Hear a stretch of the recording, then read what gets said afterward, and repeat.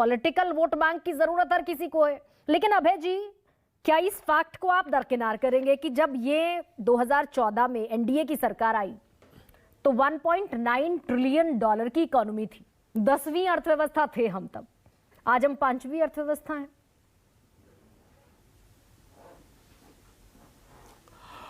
हाँ गरिमा जी, साफ इनकार कर देते तो तसल्ली हो जाए।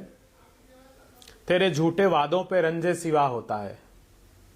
मुझे दुख हुआ, देश अपेक्षा कर रहा था कि शायद प्रधानमंत्री जी, क्योंकि अभ्यास थे भारतीय जनता पार्टी, चुनावों के पहले थोड़े बहुत महंगाई में राहत देती है प्रतीकात्मक की सही, तो लोग अपेक्षा कर रहे थे 400 रुपए का गैस का सिलेंडर कर देंगे, किसानों के समर्थन मूल्य का कानून प्रधानमंत्री जी बना देंगे। जो बरसों से राग अलाप रहे इनके मंत्री कि हम पेट्रोलियम प्रोडक्ट्स को जीएसटी के दायरे में ले आएंगे, जो ये कहते थे वो डायनेमिक फ्यूल प्राइसिंग पॉलिसी लेकर आए हैं, विश्व की सबसे अच्छी, और 100 रुपए पार पेट्रोल डीजल कर दिया, तो हमें अपेक्षा थी।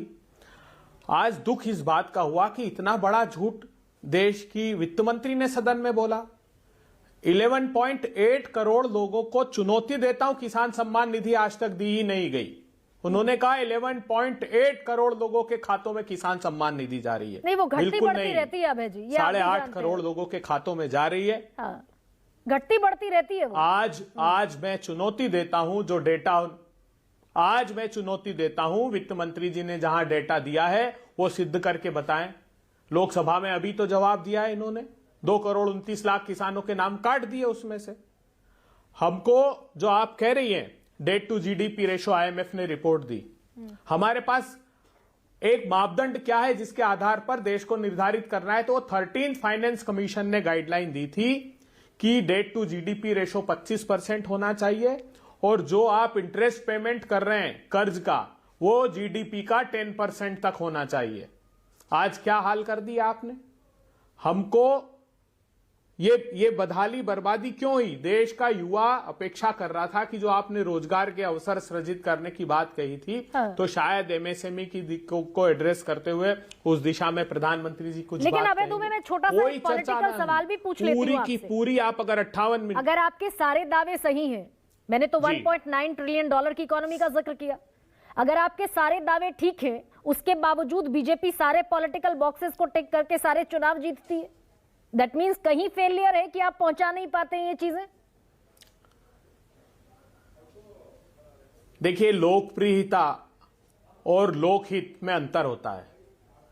ये लोकहित के काम नहीं कर रहे हैं। जो चुनाव जीतते हैं वो स्ट्रेटेजिकली सांप्रदायिक ध्रुवीकरण से जीतते हैं। देश जिस दिन समझ जाएगा उस दिन ये बेनकाब हो जाएंगे। अब ये कह रहे थे विश्व की हम तीसरी सबसे बड़ी अर्थव्यवस्था बन गए या बनने जा रहे हैं, तो साहब ऐसा हाल क्यों है तीसरी सबसे बड़ी अर्थव्यवस्था में कि 84 करोड़ लोगों की आमदनी घट गई, 12 करोड़ के रोजगार घट गए।